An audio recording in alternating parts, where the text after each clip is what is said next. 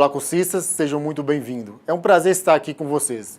Meu nome é Leandro Machado Fonseca, sou economista, mestre em administração com ênfase em administração pública e trabalharemos a disciplina de Introdução à Economia.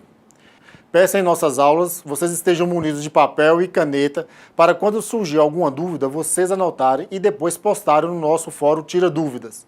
Já aproveitando a oportunidade para dizer que vai haver um fórum Tira Dúvidas para cada uma de nossas aulas, então postem as dúvidas no fórum pertinente à aula. O planejamento da disciplina será orientado pela ementa, os objetivos e conteúdo programático. A ementa da disciplina consiste em conceitos e princípios de economia, evolução do pensamento econômico, noções de microeconomia, mercado e preços, demanda e oferta, teoria do consumidor, teoria da firma, estrutura de mercado e eficiência.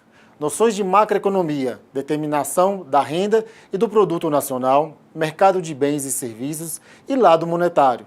O setor externo, câmbio e estrutura de balança de pagamentos. Setor público, funções econômicas, estrutura tributária e déficit público. Desenvolvimento econômico, fontes de crescimento, financiamento e modelos. O objetivo geral da disciplina Introdução à Economia é propiciar aos alunos as noções básicas da teoria econômica, despertando-lhes o interesse por suas aplicações nas mais variadas esferas de atuação, bem como fornecer-lhes um instrumento capaz de facilitar a absorção e interpretação de aspectos políticos e sociais das decisões públicas. Temos como objetivos específicos identificar os discursos entre as escolas de pensamento econômico existentes, enumerar os juízos de valor professados, entender o funcionamento da economia tendo em conta o modo de produção, discutir os permanentes desafios que surgem o tempo todo, conhecer as principais escolas do pensamento econômico, clássica, marxista, neoclássica e keynesiana, compreender o desenvolvimento da teoria econômica, ter os fundamentos para propor transformações e construir novos conhecimentos, distinguir a economia em níveis micro e macroeconômicos, entender como se formam as curvas de demanda e oferta, no caso de economia de concorrência perfeita, e a formação do preço de equilíbrio, identificar a formação do monopólio e do oligopólio numa economia de concorrência imperfeita, conhecer o funcionamento do sistema monetário. O nosso conteúdo programático será organizado e distribuído em 4 semanas, da seguinte forma. Na primeira semana, ou semana 1, será trabalhadas as unidades 1 e 2 do nosso caderno didático, em que a unidade 1 abordará os conceitos fundamentais da economia com os subitens, o significado de economia, a explicação sobre o sentido de escassez na economia, a tomada de decisão, o funcionamento das economias, bens e serviços, os agentes econômicos, o objetivo da análise econômica e a evolução dos sistemas econômicos. A unidade 2 tratará sobre a trajetória do pensamento econômico, analisando as correntes do pensamento econômico, no período medieval, o mercantilismo, a corrente fisocrata, a corrente clássica, a corrente marxista, a corrente neoclássica e a corrente keynesiana. Na segunda semana será trabalhada a unidade 3, analisando os tópicos de microeconomia para os gestores, com os itens objetivo da análise microeconômica, o funcionamento de economia de mercado, mercado e estrutura de mercado, e a unidade 4, analisando os tópicos da macroeconomia para gestores e objetivo da análise macroeconômica. A terceira semana abordará as unidades 5 e 6, na qual a unidade 5, com tópicos de teoria monetária para gestores, discutindo os itens teoria monetária, princípios da teoria monetária, tipos de moeda, política monetária, demanda de moeda, oferta de moeda, funções do Banco Central, instrumentos da política monetária. E a unidade 6, com tópicos de comércio internacional para gestores, analisando noções de comércio internacional, os determinantes de comércio internacional, taxa de câmbio, balança de pagamentos e o papel da Organização Mundial do Comércio, OMC. A última e quarta semana tratará a unidade 7, sobre os tópicos sobre o desenvolvimento econômico e o papel do gestor no setor público, com ênfase em desenvolvimento econômico, tópicos introdutórios, a Guerra Fria, a economia brasileira e o desenvolvimento econômico, fontes de financiamento, fontes de crescimento, papel do setor público, intervenção governamental, o setor público nas correntes do pensamento econômico. Com relação à estrutura de avaliação, será composta pela somatória dos resultados das avaliações, participação em sala virtual, trabalhos e seminários. Com relação às avaliações, serão 2 avaliações com um total de 50 pontos, 30 de avaliação presencial e 20 de avaliação online.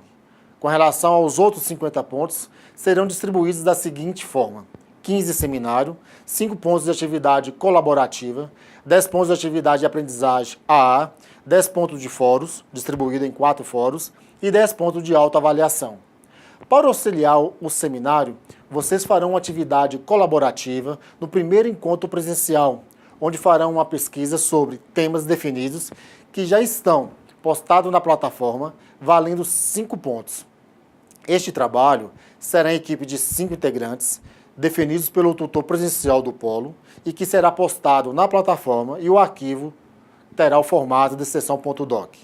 Uma vez já embasados com a atividade colaborativa, partiremos para o seminário, onde, com os mesmos temas da atividade colaborativa, terá a apresentação do seminário por meio de slides, conforme o modelo na plataforma, e conforme datas do calendário.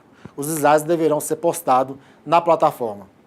Os temas do seminário serão a economia agroexportadora até 1930, a industrialização substituidora de importações, PSI, de 1930 a 61, a crise dos anos 60 e as reformas institucionais no PAEG, 1962 a 67, a retomada do crescimento com endividamento externo, o milagre econômico, de 1968 a 1973, a manutenção do crescimento com endividamento externo, o segundo Plano Nacional de Desenvolvimento, segundo o PND, 1974 a 1979, a crise da década de 80, o processo de ajuste externo, de 1980 a 1985, as políticas de combate à inflação da Nova República, 1986 a 1993, o Plano Real a partir de 1994.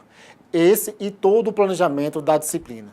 E para que tenhamos um bom resultado, será necessária a dedicação de vocês nos estudos e atividades na sala virtual, mas é também muito importante que vocês leiam toda a apostila e o material complementar disponível no item Ampliando o Conhecimento. Vamos começar? A palavra economia vem do grego oikos, casa, e nomos, lei. A princípio, significava apenas a administração prudente e legítima de uma casa, tendo em vista o bem comum de toda a família. Posteriormente, o sentido do termo foi ampliado para denotar o governo da grande família representada pelo Estado. Para distinguir essas duas acepções, elas são denominadas de economia geral ou política e economia privada ou doméstica. A história da economia é de grande importância para a humanidade, tanto a pré-clássica quanto a mais atual. E somente entendendo a dinâmica da história econômica das civilizações que você poderá compreender toda a complexidade que domina a ciência econômica e a sociedade. A economia surgiu como ciência a partir de 1776, com a publicação da obra de Adam Smith, A Riqueza das Nações. Antes disso, a economia não passava de um pequeno ramo da filosofia social e do direito. Com o mercantilismo e a fisiocracia, as ideias econômicas começavam a ter um pequeno desenvolvimento. O conceito de economia pode ser descrito como ciência social que estuda como o indivíduo e a sociedade decidam empregar recursos produtivos escassos na produção de bens e serviços, de modo a distribuí-los entre as pessoas e grupos da sociedade, a fim de satisfazer as necessidades humanas. Também pode-se definir como conceito de economia as pessoas necessitam alimentar-se, vestir-se, receber uma educação e etc. Para isso, há os recursos, mas a renda é insuficiente na hora de conseguir todos os bens e serviços desejados para satisfazer suas necessidades. A satisfação de necessidades materiais, alimentos, roupas e habitação, e não materiais, educação, lazer, etc., de uma sociedade obrigam seus membros a se ocuparem de determinadas atividades produtivas. Por intermédio dessas atividades, produzem os bens e serviços que necessitam e que posteriormente se distribuem para o seu consumo entre os membros da sociedade. Podemos ter a definição econômica de que a economia estuda de maneira como se administram os recursos escassos com o objetivo de produzir bens e serviços e distribuí-los para o seu consumo entre os membros da sociedade. De forma intuitiva, posso dizer que a economia se preocupa com a maneira como os indivíduos economizam seus recursos, isto é, como empregam sua renda de forma cuidadosa e sábia, de modo a obter o maior aproveitamento possível. Essa definição contém vários conceitos importantes e que são a base e objeto de estudo da ciência econômica: escolha, escassez, necessidades, recursos, produção, distribuição. Em qualquer sociedade, os recursos produtivos ou fatores de produção, mão de obra, terra, matéria-primas, dentre outros, são limitados. Por outro lado, as necessidades humanas são ilimitadas e sempre se renovam, por força do próprio crescimento populacional e do contínuo desejo de elevação do padrão de vida, independente do grau de desenvolvimento do país. Nenhum deles dispõe de todos os recursos necessários para satisfazer todas as necessidades da coletividade. Tem-se, então, um problema de escassez. Recursos limitados contrapondo-se às necessidades humanas ilimitadas. Em função da escassez de recursos, toda a sociedade tem de escolher entre as alternativas de produção e distribuição dos resultados da atividade produtiva entre os vários grupos da sociedade. Essa é a questão central do estudo da economia. Como alocar recursos produtivos limitados para satisfazer todas as necessidades da população?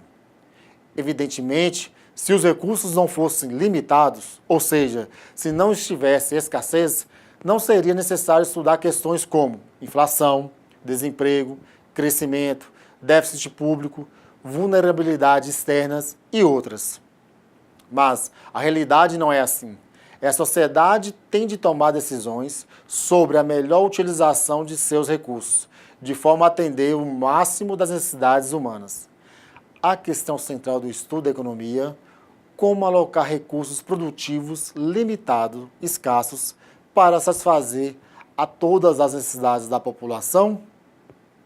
Esse questionamento levou a sociedade a repensar sobre os modelos de sistema econômico. Da escassez dos recursos, ou fatores de produção, associada às necessidades ilimitadas do homem, origina-se os chamados problemas econômicos fundamentais. O que e quando produzir? Dada a escassez de recursos de produção, a sociedade terá de escolher dentro do leque de possibilidades de produção quais produtos serão produzidos e as respectivas quantidades a serem fabricadas. Como produzir? A sociedade terá de escolher ainda quais recursos de produção serão utilizados para a produção de bens e serviços, dado o nível tecnológico existente. A concorrência entre os diferentes produtores acaba decidindo como serão produzidos os bens e serviços. Os produtores escolherão, entre os métodos mais eficientes, aquele que tiver o menor custo de produção possível.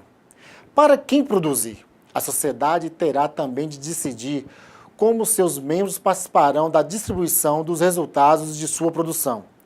A distribuição da renda dependerá não só da oferta e da demanda dos mercados de serviços produtivos, ou seja, da terminação dos salários, das rendas da terra, dos juros e dos benefícios do capital, mas também da repartição inicial da propriedade e da maneira como ela se transmite por herança. O modo como as sociedades resolvem os problemas econômicos fundamentais depende da forma da organização econômica do país, ou seja, do sistema econômico de cada nação. Sua preocupação fundamental refere-se aos aspectos mensuráveis da atividade produtiva, recorrendo para isso aos conhecimentos matemáticos, estatísticos e econométricos. Analisados os conceitos básicos de economia, vamos compreender a divisão da economia em duas partes. O que se pode fazer é a seguinte divisão no estudo econômico: macroeconomia e microeconomia. A macroeconomia analisa o comportamento da economia como um todo, por meio de preços e quantidades absolutas. Faz parte dela os movimentos globais nos preços, na produção ou no emprego. A microeconomia estuda o comportamento de cada molécula econômica do sistema, por meio de preços e quantidades relativas.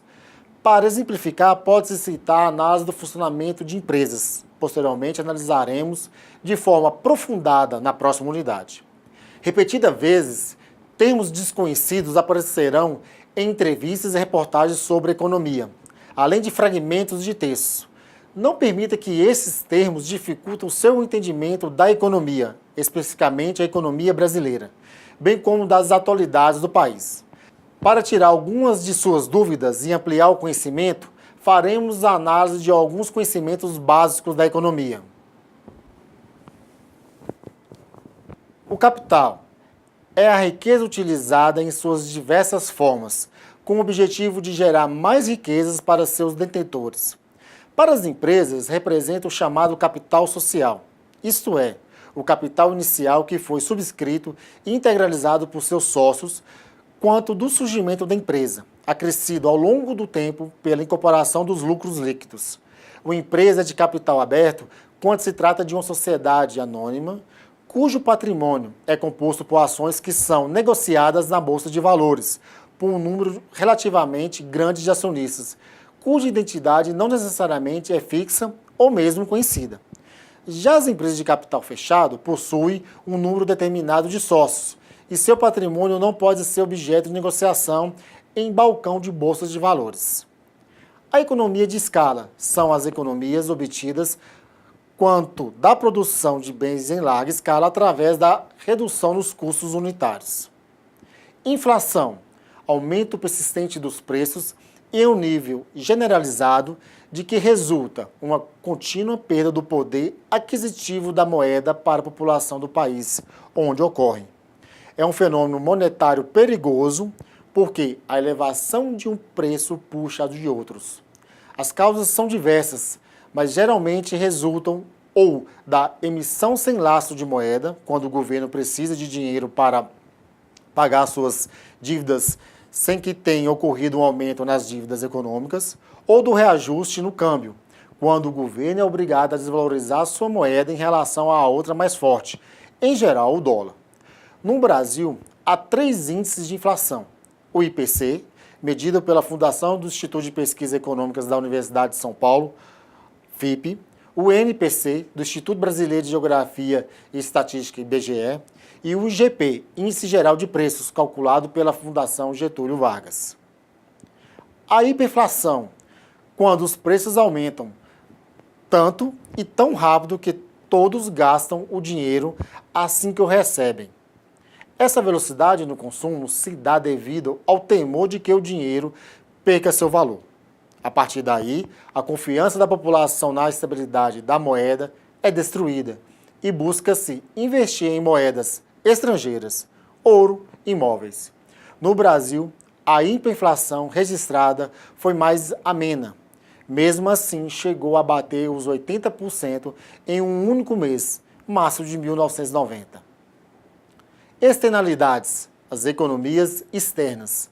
Benefícios obtidos por empresas que se formam ou já existentes em decorrência da implantação de um serviço público. Exemplo, energia elétrica. Ou de uma indústria, proporcionando a primeira vantagem antes inexistentes. A existência de externalidades atua no sentido das reduções de custo e é uma alavanca para o desenvolvimento econômico. Juro. Remuneração em que o tomador de um empréstimo deve pagar ao proprietário do capital emprestado. Vantagens comparativas. Concepção teórica criada por David Ricardo sobre o comércio internacional. afirma que cada país deveria dedicar-se ou especializar-se onde os custos comparativos fossem menores. Produtividade, resultado da divisão da produção física obtida numa unidade de tempo, hora, dia ou ano, por um dos fatores empregados na produção, trabalho, terra e capital. Poupança, parte da renda nacional ou individual que não é utilizada em despesas, sendo guardada e aplicada depois de deduzidos os impostos. O mercado, grupo de compradores e vendedores que estão em contato suficientemente próximo para que as trocas entre eles afetam as condições de compra e venda dos demais. O Plano Real é um programa econômico que, a partir de 1994, estabilizou a inflação brasileira, que até então estava descontrolada.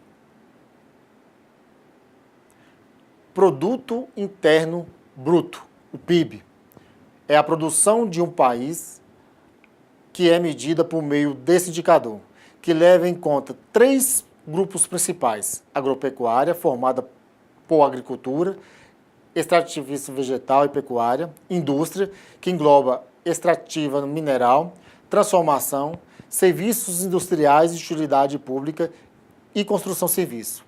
E serviços que incluem comércio, transporte, comunicação, serviços da administração pública e outros serviços. A política econômica são as medidas adotadas pelo governo para o controle da economia. As políticas relativas ao orçamento, por exemplo, afetam todas as áreas da economia e constituem políticas do tipo macroeconômico. Outras afetam algum setor específico, como, por exemplo, agrícola, e constituem políticas do tipo microeconômico. Essas são criadas a um setor, a uma indústria e a um produto ou ainda a várias áreas de atividade econômica e criam uma base legal em que devem operar os diferentes mercados, evitando que a competição gere injustiças sociais. Alguns defendem que o governo não deve intervir na economia e deixar que ela funcione por conta do próprio mercado, ou seja, as relações de compra e venda entre as empresas, bancos e consumidores. Outros acreditam que o governo deve cobrir as deficiências inerentes ao mercado. Neste caso, a política econômica deve prever e tentar eliminar as crises, além de tentar reduzir o desemprego e fomentar um rápido crescimento econômico. A política monetária é o controle da quantidade de dinheiro em circulação no país. Ela auxilia na definição das taxas de juros do governo. Rentabilidade é a taxa que indica o retorno de um investimento. Calcula-se dividindo o lucro obtido pelo valor do investimento inicial. A taxa Selic é a taxa básica da economia brasileira, que significa Sistema Eletrônico de Liquidação e Custódia, estabelecida mensalmente pelo Comitê de Política Monetária, o Copom, órgão do Banco Central. Ela indica quanto o governo paga em juros pelos títulos que emite, regularmente, para refinanciar a sua dívida. Ao calcular essa taxa, o Copom leva em consideração diversos fatores, como a previsão da inflação futura, próximo de 30 dias, e as tendências momentâneas de queda ou elevação dos preços da economia, inflação passada. As condições da economia internacional também são consideradas. Se há excesso de dinheiro no mercado internacional, liquidez internacional, ou se há falta de dinheiro. O mesmo cálculo é feito no mercado interno, se há muito ou pouco dinheiro circulando. E a necessidade de financiamento das contas públicas, se o governo tem pouco ou muito dinheiro em caixa para honrar suas dívidas que estarão vencendo nos próximos 30 dias. Mas as despesas do dia a dia, as despesas de custeio e as despesas de investimento.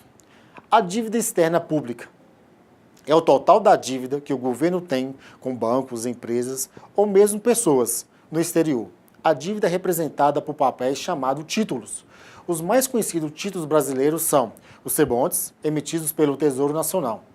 Ao tomar o dinheiro emprestado, o governo se compromete a pagar determinada taxa de juros.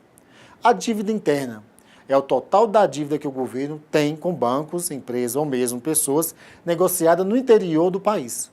Para o governo tomar dinheiro emprestado, ele emite títulos da dívida, que são como notas promissórias, por meio das quais o governo diz como, quando e quanto vai pagar por aquela dívida, sempre acrescida de juros, que são os juros básicos do país, chamados de taxa Selic no Brasil. O mercado cambial são instituições que realizam a conversão da moeda nacional em divisas estrangeiras e vice-versa, em operações relacionadas ao comércio externo de bens e serviços. O mercado de capitais é o conjunto de instituições que fornece capital de longo prazo, inclui as bolsas de valores, bancos, seguradoras e etc. O mercado de crédito é o conjunto de instituições bancárias e não bancárias que fornece capital de curto prazo, tanto para o consumo quanto para o capital de giro das empresas, além de atuarem no mercado de títulos públicos. Mercado financeiro é o conjunto formado pelo mercado cambial, o mercado de capitais, o mercado de crédito e o mercado monetário. O mercado monetário, por sua vez, são instituições que realizam operações de crédito de curto e curtíssimo prazo para cobertura de desencaixes momentâneos dos agentes econômicos, aí incluídos o Tesouro Nacional e os próprios bancos. Serve como principal instrumento de regulação da liquidez da economia para o Banco Central, através da compra e venda de títulos públicos. O monopólio é a estrutura de mercado em que uma única empresa ou grupo de empresas, sob o controle único, domina a oferta de determinado produto ou serviço num determinado mercado. Monopólio natural é quando as condições técnicas de produção, basicamente as economias de escala e os elevados custos físicos, fazem com que a existência de uma única empresa seja a solução mais eficiente em termos de redução de custo.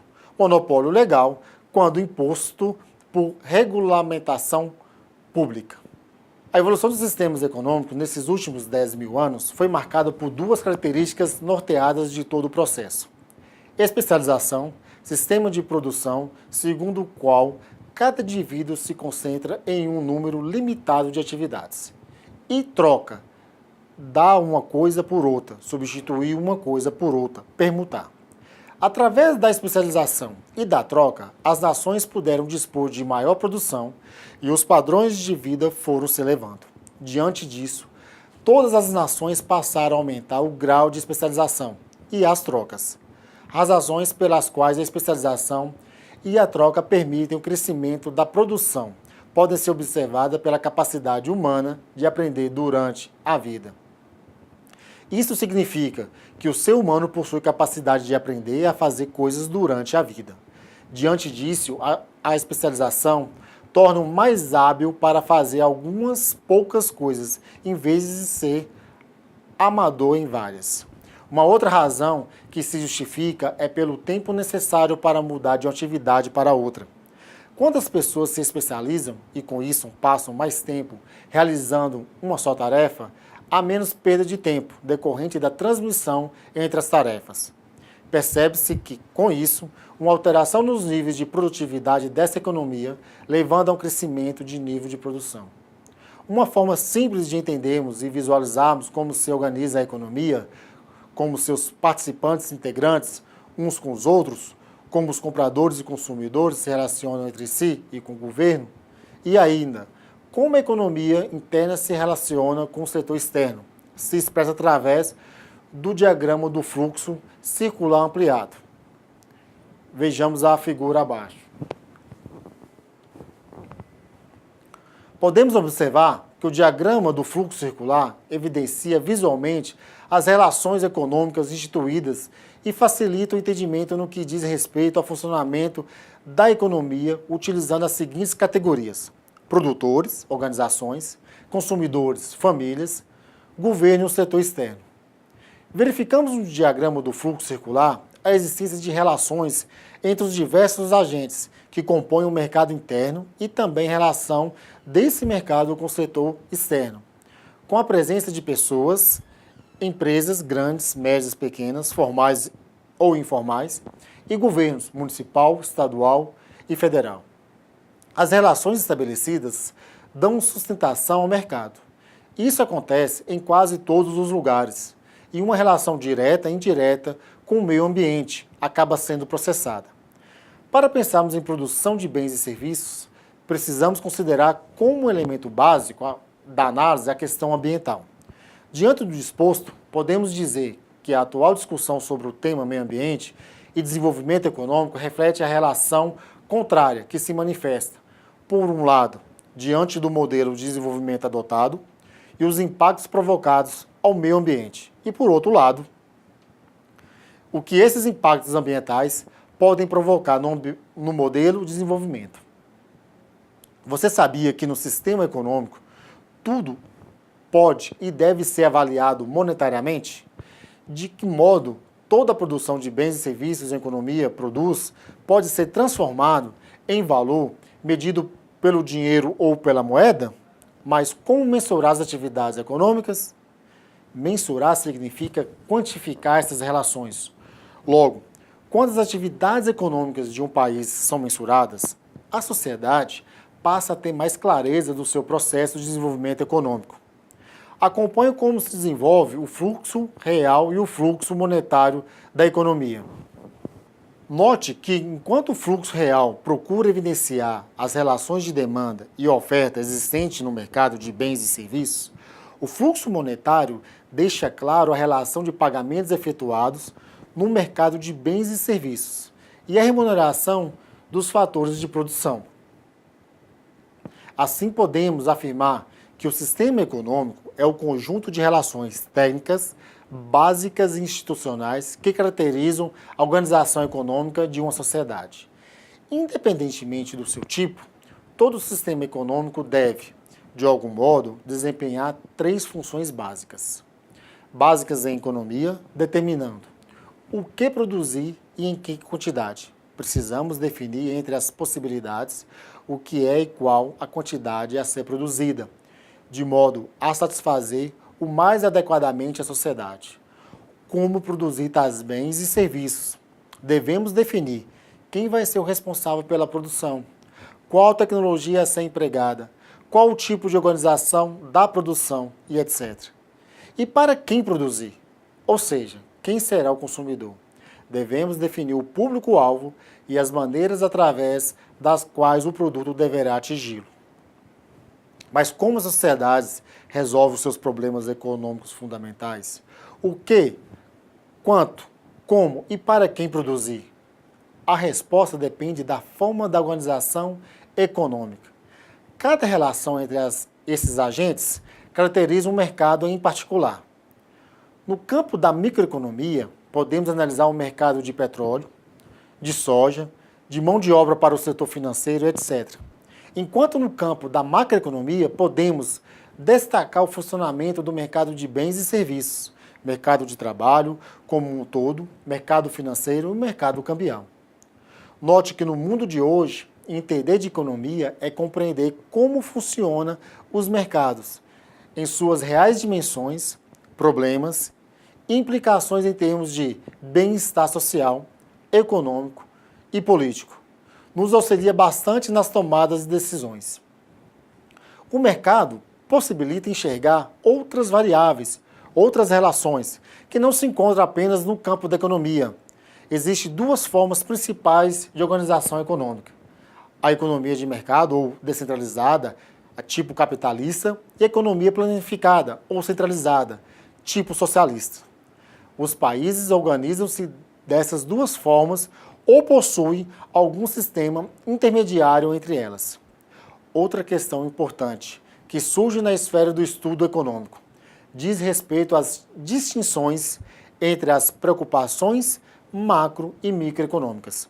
Contudo, vale salientar que, embora aparentemente dispares, ambas tratam do mesmo objeto, o sistema econômico.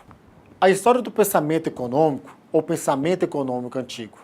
O pensamento econômico na antiguidade remota às civilizações mesopotâmicas, grega, romana, indiana, chinesa, persa e árabe. Dentre os autores, os mais notáveis estão Aristóteles, Tomás de Aquino e outros. Joseph Schumpeter considerou inicialmente a escolástica tardia do período que vai do século XIV ao século XVII como a que chega mais perto do que qualquer outro grupo de seus fundadores da economia científica quanto às teorias monetárias, de juros e do valor dentro de uma perspectiva das leis naturais. Schumpeter ainda mais tarde considerou Ibsen o mais próximo antecedente da economia moderna, uma vez que muitas das suas teorias econômicas não eram conhecidas na Europa até épocas modernas. Dois outros grupos, mais tarde chamados de mercantilistas e fisiocratas, influenciaram mais diretamente o desenvolvimento subsequente da economia. Ambos os grupos estavam associados com a ascensão do nacionalismo econômico e do capitalismo moderno na Europa. O mercantilismo era uma doutrina econômica que floresceu no século XVI ao século XVIII através de uma prolífica literatura de panfleto que de autoria de mercadantes ou estadistas. Defendia a ideia de que a riqueza de uma nação dependia de sua acumulação de ouro e prata. Nação que não tinha acesso a minas poderia obter ouro e prata através do comércio internacional, apenas se vendesse bens ao exterior e restringisse as importações que não fossem de ouro e prata. A doutrina divulgava a importação de matérias-primas baratas para serem transformadas em produtos manufaturados destinados à exportação. E também o intervencionismo estatal no sentido de impor tarifas protecionistas à importação de produtos manufaturados e a proibição de manufaturas nas colônias. Os fisiocratas, um grupo de pensadores e escritores franceses do século XVIII, desenvolveram a ideia de economia como um fluxo circular. Adam Smith escreveu esse sistema com todas as suas imperfeições, como talvez a mais pura aproximação da verdade que já foi publicada no assunto. Os fisiocratas acreditavam que somente a produção agrícola gerava um claro excedente sobre o custo, de forma que a agricultura consistia a base de toda a riqueza. Assim, eles se opunham às políticas mercantilistas de promoção das manufaturas e do comércio em detrimento da agricultura, inclusive tarifas de importação. Advogavam a substituição do complexo e o custoso sistema de arrecadação de tributos por um único imposto sobre a renda dos proprietários de terra. Variações sobre tal imposto fundiário foram retomadas por economistas posteriores, inclusive Henry George, no século mais tarde, como uma fonte de receita que não distorcia tanto a economia. Como reação às copiosas regulamentações mercantilistas, os fisiocratas defendiam uma política de laissez-faire, que consistia numa intervenção estatal mínima na economia. A economia clássica, por sua vez, através da publicação da obra A Riqueza das Nações de Adam Smith, em 1776, tem sido descrita como o efetivo nascimento da economia como uma disciplina separada. O livro identifica o trabalho, a terra e o capital como os três fatores de produção e maiores contribuidores para a riqueza da uma nação. Para Smith, a economia ideal seria um sistema de mercado autorregulador que automaticamente satisfaria as necessidades econômicas da população. Ele descreveu o mecanismo de mercado como uma mão invisível que leva todos os indivíduos na busca de seus próprios interesses a produzir o maior benefício para a sociedade como um todo. Smith incorporou algumas das ideias dos fisiocratas, inclusive o laissez-faire, nas suas próprias teorias econômicas, mas rejeitou a ideia de que somente a agricultura era produtiva. Na sua famosa analogia da mão invisível, Smith argumentou em favor da nação, aparentemente paradoxal, de que os mercados competitivos tendem a satisfazer as necessidades sociais mais amplas, apesar de ser guiado por interesses próprios. A abordagem geral que Smith ajudou a formular foi chamada da economia política e mais tarde de economia clássica. A abordagem geral que Smith ajudou a formular foi chamada de economia política e mais tarde de economia clássica e incluiu nomes notáveis como Thomas Malthus, David Ricardo e John Stuart Mill, que escreveram de 1770 a 1870 aproximadamente. A teoria do valor foi importante na teoria clássica. Smith escreveu que o preço real de qualquer coisa é o esforço e o trabalho de adquiri-la, e o que é influenciado pela sua escassez. Smith dizia que os aluguéis e os salários também entravam na composição do preço de uma mercadoria. Outros economistas clássicos apresentaram variações das ideias de Smith, chamada teoria do valor-trabalho. Economistas clássicos se focaram na tendência do mercado de atingir o equilíbrio no longo prazo.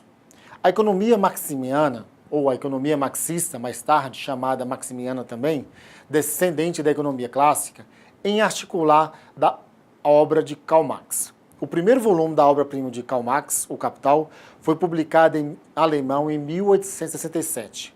Nela, Marx foca na teoria do valor-trabalho e o que ela considera a exploração do trabalho pelo capital. Assim, a teoria do valor-trabalho, além de ser uma simples teoria dos preços, se transformou em um método para medir a exploração do trabalho no sistema capitalista e apesar das disfarçadas pela economia política vulgar. A economia neoclássica sintetizou a oferta e demanda como determinantes conjuntos do preço e a quantidade transacionada em um equilíbrio de mercado, afetando tanto a alocação da produção quanto a distribuição de renda.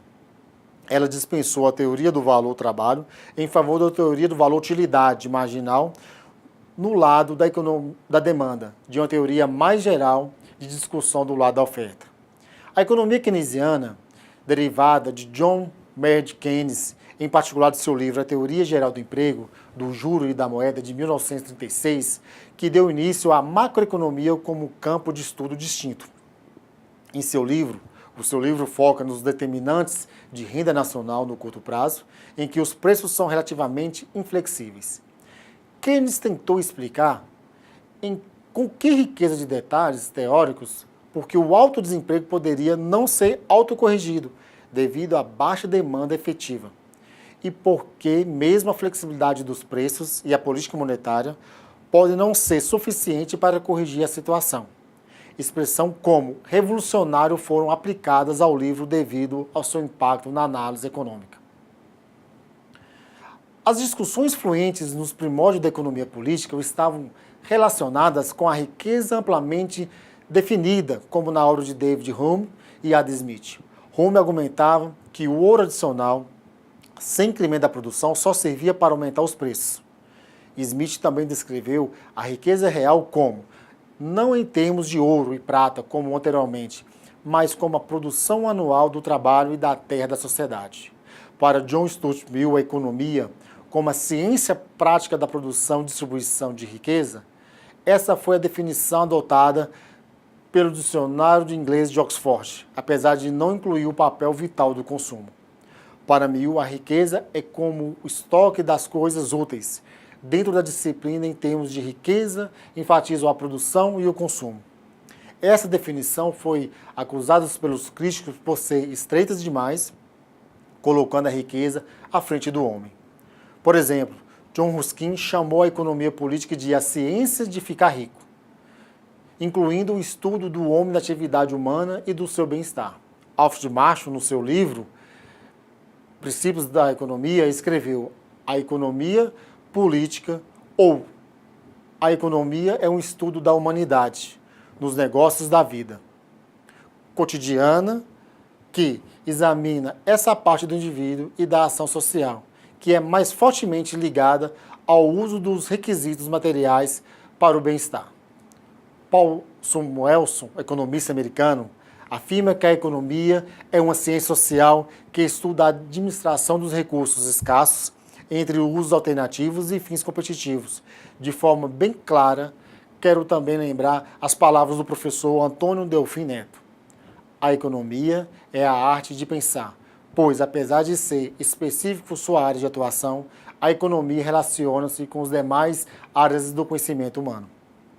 E com isso encerramos os assuntos da nossa primeira videoaula. Eu espero que vocês tenham gostado e que tenham absorvido ao menos um pouco do que vimos aqui hoje. Lembre-se de acessar a sala virtual, participar dos fóruns e postar suas dúvidas. E não se esqueça dos estudos da apostila. Por enquanto é só, bons estudos e até a próxima.